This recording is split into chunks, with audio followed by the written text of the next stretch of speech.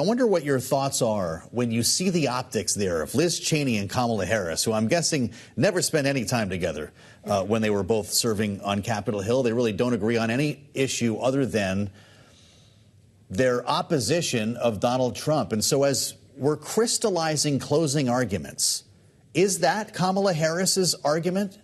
Anyone other than Trump?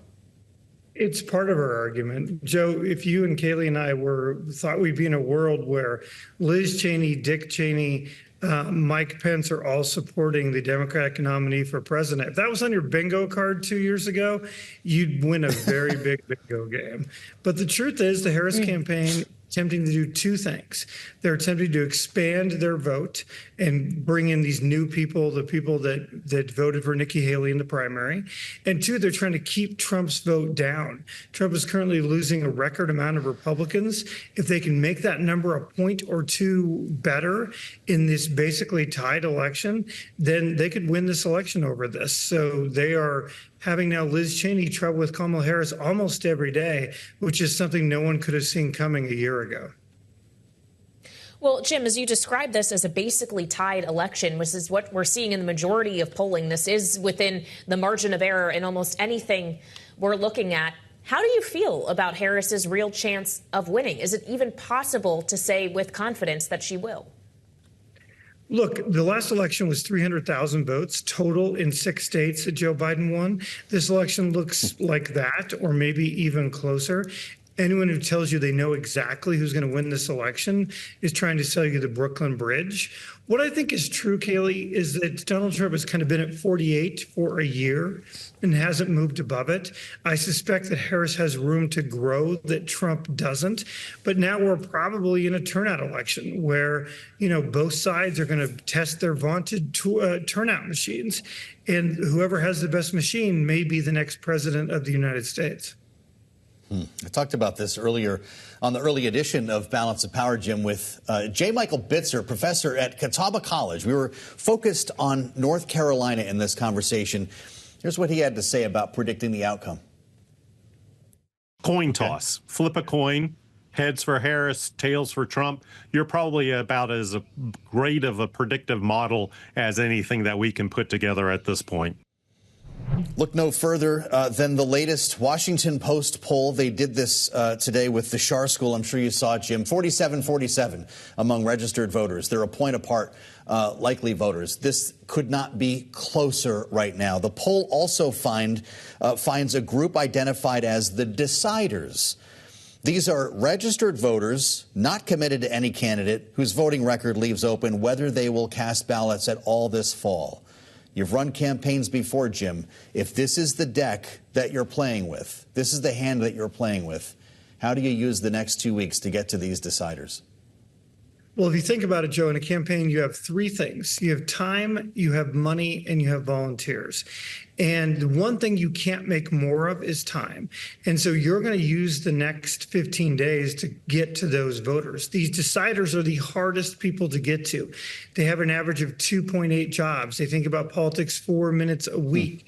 They tend to be single mothers. They make up their mind very, very late. And to your point, they may actually not be choosing between candidates. They may be choosing whether to vote at all. And usually those voters move at the very end on the economy. You can tell the Harris campaign believes that because they're pushing really, really hard on the economy right now and attempting to remind people of the chaos that Donald Trump would bring their next 4 years.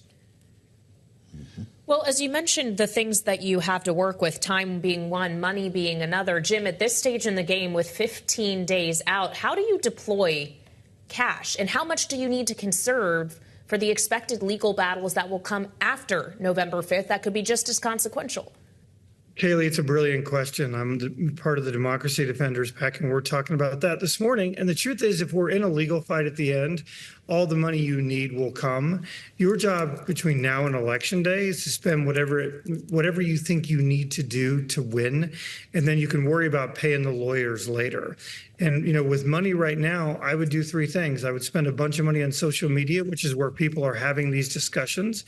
I would continue to buy TV ads, and then I would try to get Kamala Harris out there as much as they can. She's hitting 3 states today while he did 1 press conference. He said he's exhausted and going to take a day off. She's going to hit 3 more states. She's just got to keep pushing in a race that is essentially tied. Well, I need to throw you a little bit of a curve here. And to be clear, I think it was a report that said he was exhausted. The campaign was taking issue with that. But look at Pennsylvania. If Pennsylvania is going to decide this election, Jim, the Cook Political Report today moved its rating on the Senate race. This is Bob Casey, David McCormick, from Leans D to toss-up. Is there a world in which the Republican can win the Senate race and we see actual ticket splitting where Kamala Harris wins the presidency? Or did we just put the whole state in the toss-up category? Well, I think Pennsylvania has been in the toss-up category in the presidential since this race started. You know, we run 66,000 simulations of the election every night, Joe, and we have Pennsylvania being the tipping point state in about 70% of those scenarios. So it's not surprising that the Senate race is as close as the presidential race. Usually the big races on the ticket travel together. Weirdly, in the great state of Nevada is the only state where that's not really true, where Jackie Rosen's kind of blowing out her opponent in a very close race in the presidential, but all the other ones are close, and people tend not to be the ticket splitters that you and Kailey and I grew up with. Jim, in the last 15 days here, what's the sleeper you're watching? What are we not paying adequate attention to here in the final stretch? The legal fights, Kailey. I mean, there's already 100 lawsuits that the courts are deciding every single day that are affecting everything. You saw on Thursday or Friday, the courts strike down the new Georgia laws. There's lawsuits being filed every day on early votes, on who can vote, on these what we call infrequent voters, whether they can vote. Those things are really, really important for 2 reasons. They do affect who can vote before the election, and they're on both sides trying to set up legal challenges for after the election. It is very unlikely we're going to know on election night who wins, and I promise you we'll still be suing each other for a very long time after that. Yeah, Bruce Melman is out with a note today on Substack. You probably saw it, Jim, called the 9-week slog, talking about what will happen between Election Day and January 6th when votes are certified. Do you think this race then will be solved in the courthouse or at the ballot box? Well, I think it'll be solved at the ballot box, but we're sadly going to need the courts to reaffirm it and to put down some ground rules, because that's just kind of where we're at.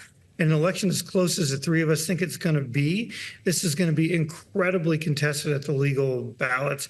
The good news for Democrats here is that the courts have largely sided with the pro-democracy arguments. They've struck down most of these Republican lawsuits, but, you know, it's going to lengthen the election. It's, you know, some places now you have to count paper ballots.